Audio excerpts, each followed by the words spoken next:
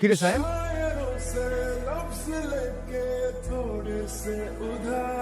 কিরে এখানে কি করিস? কথা বলিস না কেন? নিচের রাস্তায় অনেকগুলো পিঁপড়া হাঁটতেছে, আমি গুনতেছি এখানে কয়টা পিঁপড়া আছে। তোমার কোনো সমস্যা? না, আমার তো কোনো সমস্যা নেই। এই রাতের বেলায় তুই রাস্তার পিঁপড়া গুনতেছিস, সমস্যা তো তোর। পৃথিবীর কোথাও না এটা লেখা নেই যে রাস্তার পিঁপড়া কোনো একটা সমস্যা। যাদের মনে হয় এটা একটা সমস্যা, আমার মনে হয় তাদের সমস্যা। হ্যাঁ, আমাদের এত সমস্যা না বাড়ায় তুমি এখান থেকে যাও, আমাকে আমার কাজটা করতে দাও। বাইরে মানে কি হয়েছে সেটা আমাকে বলবি তো নাকি? না বললে আমি কিভাবে বুঝবো? কথা বল। তুমি এমনটা কিভাবে করলা? আমি কি করলাম? আমি না আমার আপনজনের কাছে এটা কোনো আশা করিনি। আরে বাবা, আশা করিসনি মানে কি আশা করিসনি?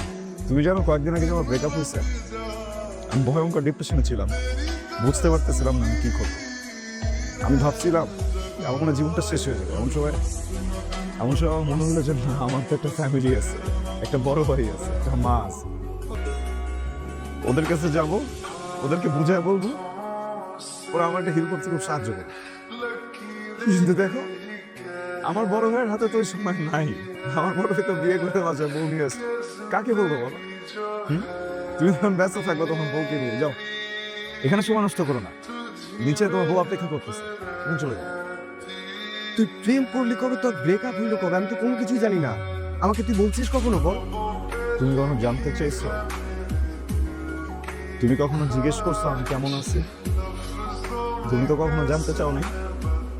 আচ্ছা বুঝছি, তোর মন ভীষণ খারাপ, তোর এখন পানি খাওয়া দরকার। আমি তোর ভাবিরে পাঠিয়ে দিচ্ছি, তুই তোর সব কিছু তোর ভাবির কাছে শেয়ার কর, ঠিক আছে? লক্ষ্মী ভাই, আমার কান্না করিস না, হ্যাঁ?